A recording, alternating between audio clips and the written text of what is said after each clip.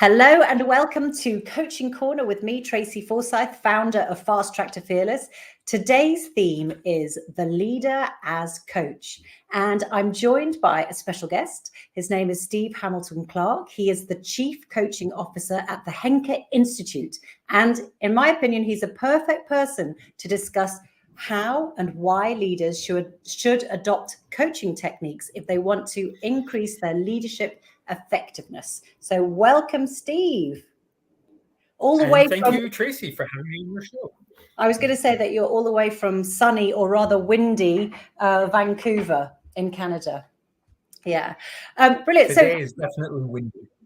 Windy, yeah. So listen, Steve, tell us, what does Henka mean and what is the Henka Institute?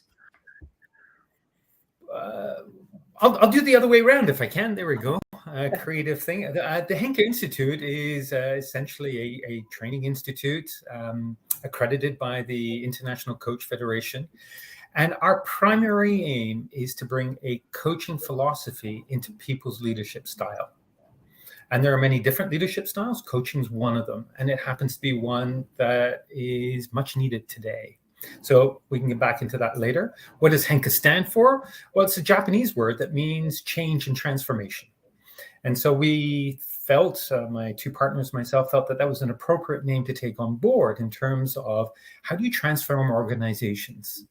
Well, you need to help teams transform. Well, how do you help teams transform? Well, you need to focus on the individual leader.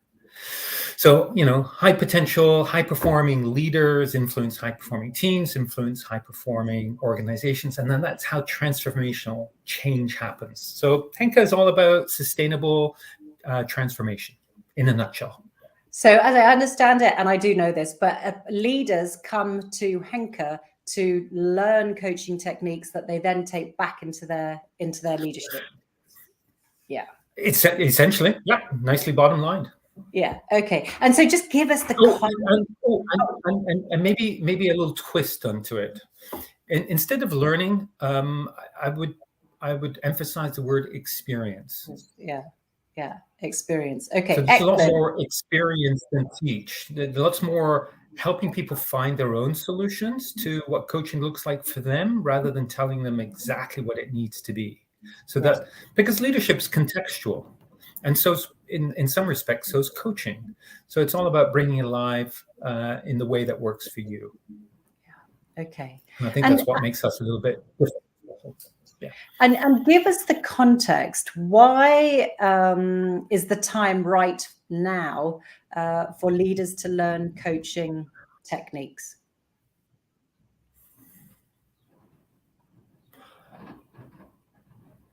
I'm trying to think of a pillar. I was going to bring up the Ukrainian war, perhaps, and Zelensky and how he's leading right now. And it may be controversial, may not be. The point is that leadership there has been democratized and spread. And it's one of the reasons, among many, that the Ukrainian army are able to do what they do. And that's the new way of leadership. It is, there's no longer these hierarchies, or the hierarchies are very much collapsing. Even the US Army, who have satisfaction rates of, I think, 90+%, and 80% of them are millennials. They've changed their leadership style to be interdependent. And so it isn't about a hierarchy, it's about working together. To be able to do that, you need to be able to listen differently. You need to be able to ask questions differently. And you need to be able to power with and not power over when you're in this kind of hierarchy. And it's a big trend happening across companies.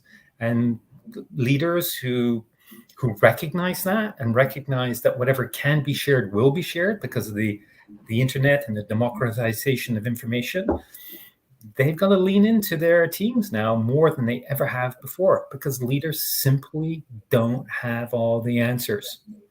It's amazing.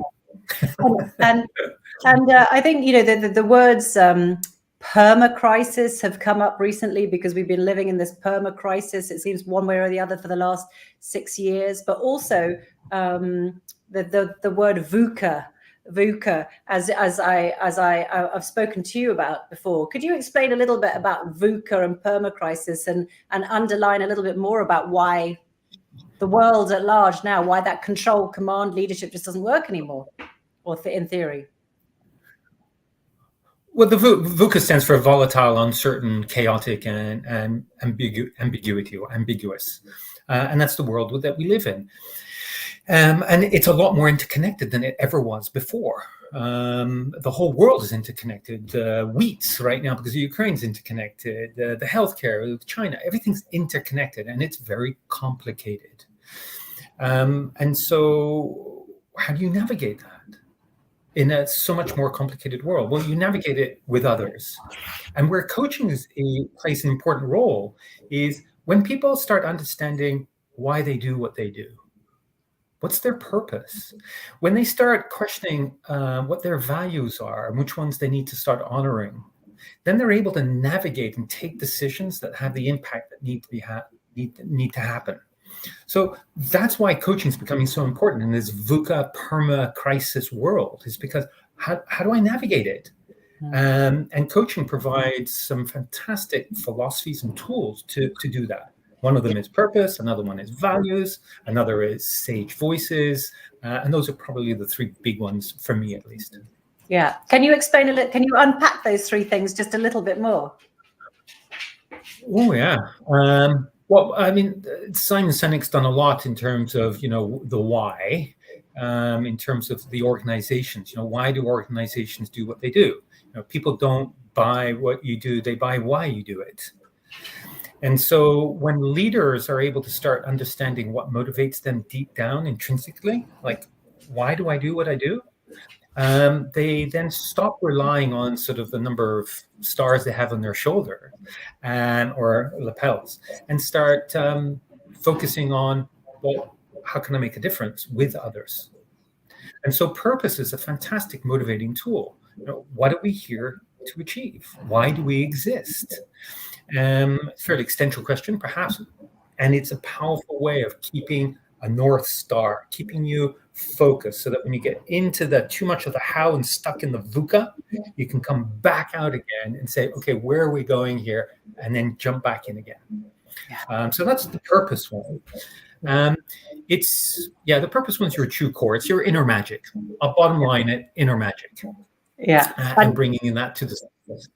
And I think just to interject, I think purpose, it's one of those things that before I really studied it, it was like, oh, purpose, what's your purpose? How would you know your purpose? What is it just some sort of esoteric thing? But I think, that whole thing about actually, if you were at war, if you were a soldier in the war and you got stopped in enemy territory and they said, state your mission, what's your purpose? And you didn't have a convincing answer, then it would be, over. So I think having that defining what your purpose is, just for me and for many of my clients, it's just like understanding whether they're on the right track, as you say, to get to their North Star. And it helps clarify your decision making, and it just helps you understand why things resonate or what's the opposite of resonate? Dissonate. I don't know whether that's a word. Anyway, dissonance. I just wanted to add that.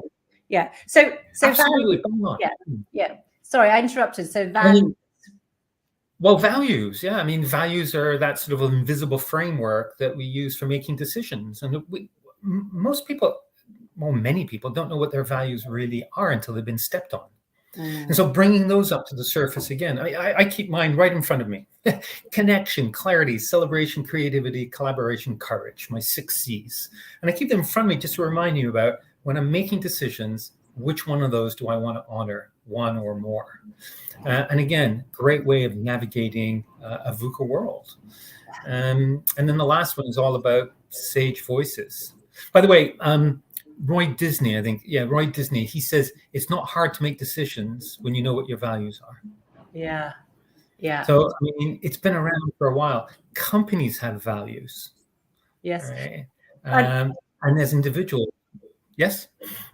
And I think, Steve, that it's true that companies have values. I used to work at a company which had a little card that you could carry around with the values of the company at the back of it. But I think, I'm not sure that really resonated with all the staff. So I think as leaders, having that discussion about values with the team, what do we stand for? How do we want to be? Getting people on board with what their values are. I think it's really important, because you can't hand down values, can you? You can't pass them on. Or what's your opinion on that? Absolutely. And so an organization can have values in terms of this is how we want to behave broadly. How that then gets interpreted within teams is up to the teams to bring that alive the way they best see fit. And probably the most important, something that shows up a lot in my coaching is this concept of collaboration. How do we get collaboration? Well, there are many answers to that. One of them is, how do we want to behave with each other? And when people start defining how we want to behave as a team, they start getting into the values of what is good behavior and what is behavior that perhaps isn't conducive to collaboration.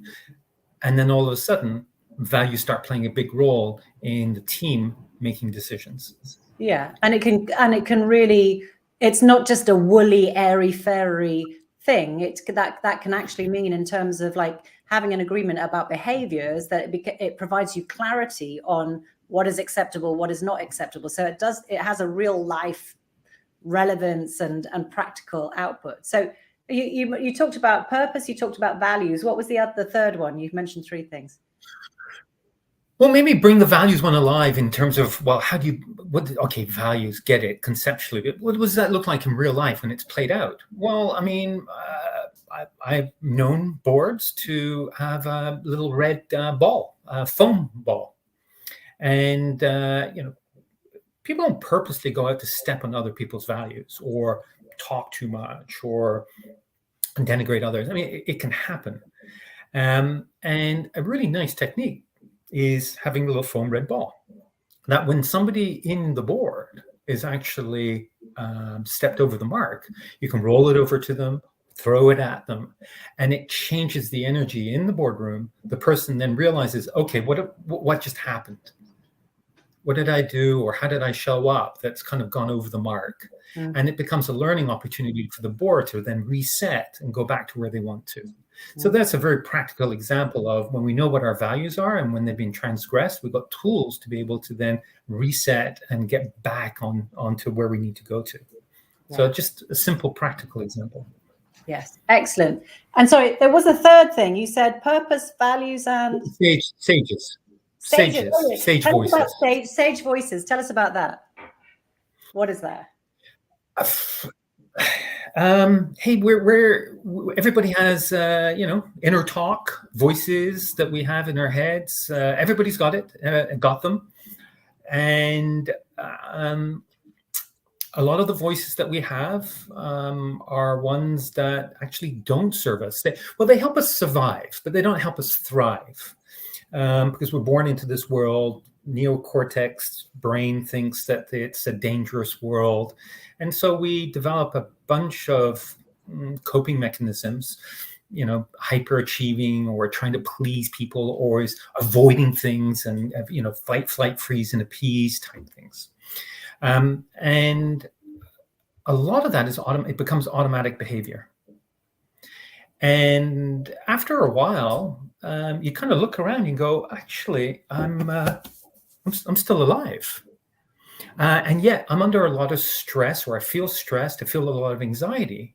And it's because I've used coping mechanisms of some form, working too hard or avoiding confrontation or avoiding difficult conversations. And so there comes a time to start reflecting on those voices and start saying, well, what does my inner wisdom actually say? And to try and get those inner wisdom voices to come up on top and start being led by your inner wisdom.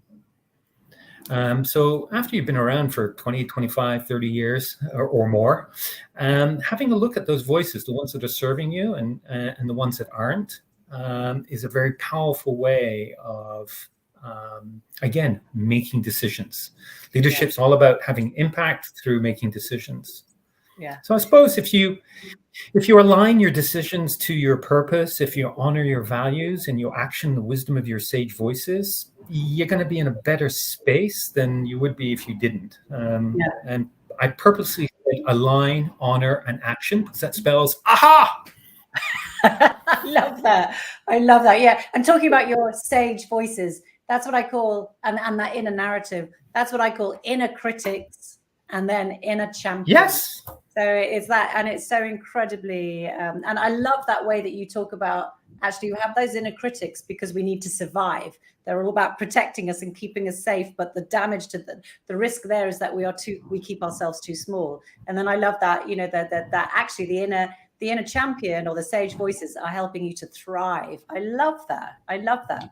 Okay, so tell us a little bit about just a little bit more generally then. So we just discussed a bit about the coach's leader as coach, coach as leader, leader as coach, either which way, learning some of these techniques. So in terms of like, you talked about purpose, values, sage voices, but if leaders who've got no intention of becoming coaches, just adopting a few kind of coaching techniques, what kind of techniques would they be? Like, just to give a good example. So I would encourage leaders to move from techniques to ways of being. And a lot of the business schools have recognized that there aren't a lot of good leaders, or there could be better leaders out there if we were more aware of who we were being when we were doing. So the business schools are very good at teaching the knowledge and how to apply the knowledge. You know, what I know is important, what I do really matters, but who I'm being is everything. And so that's where I'd go to, is how he's showing up. And a lot of that comes down to, what's my energy like? And how am I connecting with others? And so the real technique, or really way of being, is being self-aware of the energy that you're creating, the climate that you're creating with others, whether it's one-on-one or in a team or in a larger group. Leaders who are able to ask themselves that question, you know, what is the climate that I'm creating in the moment, right? They're talking, and in the moment say, okay, what's the climate like here? And they're able to test it and then change their behavior or adapt their behavior to shift the climate towards something that's more collaborative, or perhaps to a climate that's a bit more less collaborative, depending on what's needed. Those are the leaders who are going to have the greatest impact. And again, I come back to the word impact. So yeah. Be aware of the climate that you are creating. Yeah. And in terms of like, and this is something that I've spoken to you before about, in terms of climate, there's a difference that I've learned from you, is like there's a whole psychological safety aspect to it, isn't it? Like, if you have a climate that's ruled by fear and command control and my way or the highway, then it's very closed. But the leader as coach creates this climate where, well, you carry on. I want to hear from you. Well, what is the climate that you want to create to achieve the goals? And perhaps this is one of the techniques, if you will. Ask, right? What's success going to look like together? And find and develop the climate with others in the team, or the other person that you're with. Spend that time to manage expectations to create that climate. Call it psychological safety, you will, but that ability to be able to say things and recognize that you're not going to be belittled for saying maybe what is stupid to somebody, and that's okay. Yeah. Right? Everything goes. Everybody gets to be right. Everybody gets to be wrong. And so purposely creating that climate openly with somebody else in terms of managing expectations is a key technique to collaboration, to creating a sense of connection. Right? A sense of connection. Ultimately, what we're talking about here is creating a sense of trust. Right? So when we're connected, we feel good, oxytocin's running through our veins, and guess what? Trust levels go up. And all of a sudden, people's, perspectives start opening up, and we get to see more of what's possible than if we were in a more protect state of mind. That's lovely. And one of the key things that you spoke about right at the beginning, you mentioned it was listening. So tell us a little bit about the role of listening, and how just by tweaking tiny things, it can be a transformative in leadership. It's a big topic, the whole listening piece. And really, again, a technique. To go back to your question, if there was a technique to ask in terms of a way of being, is ask what only questions. Oh, like what? What makes you say that? What would success look like? And if you can keep them down to 3 or 4 word questions, even more powerful, because it's about getting curious. Right? That's the piece here. Yeah. So asking what questions. So, and interestingly, there's some studies that are done. One of the most difficult things that leaders find difficult to do is asking questions to which they don't have the answer. Yes. Command and control. I'm the leader. I'm supposed to have all the answers. And leaders who are able to overcome that genuinely get curious with and for others in their teams by asking what question, and they don't have the answer, are a lot more likely to help empower others find their answers and have greater impact in the organization, and in the process create that psychological safety. Yeah. So there's another technique, if you will. Yeah, I think that's such a key one, because I work with so many leaders who are worried because they don't know everything.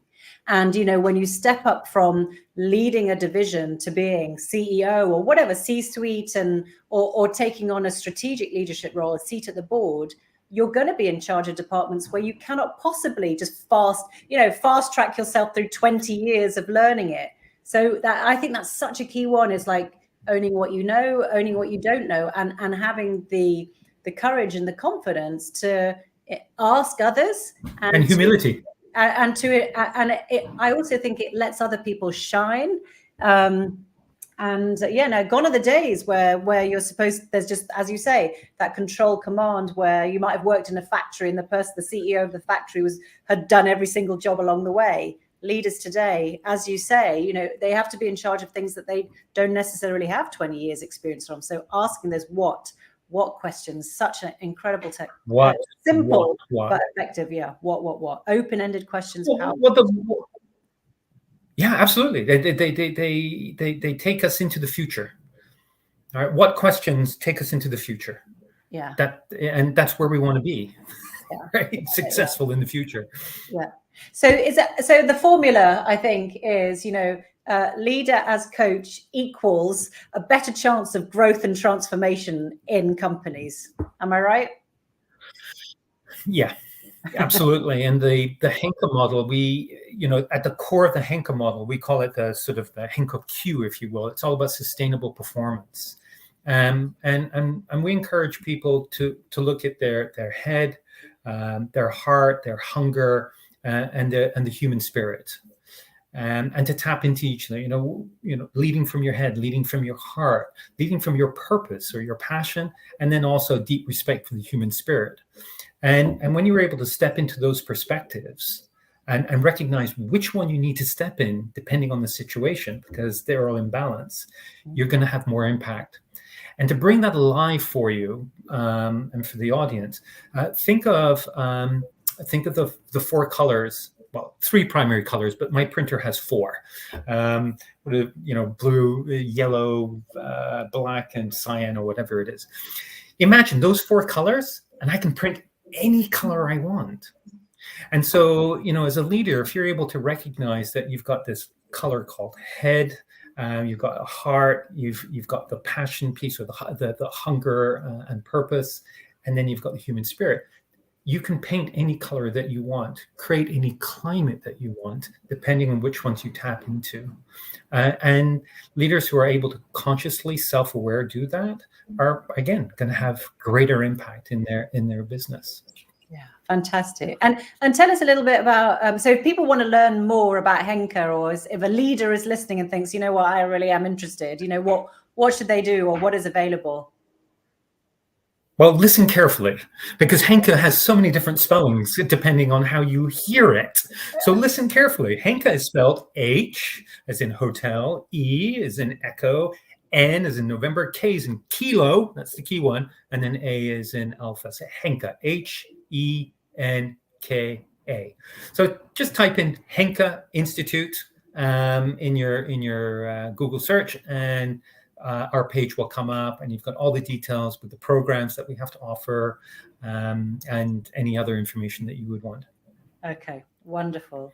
Well, I just want to thank you so much for joining me, Steve, all the way from windy Vancouver. I have heard a few, you were saying that you're in a howling gale, so I have heard some bangs and stuff. So I hope your roof is still on your house.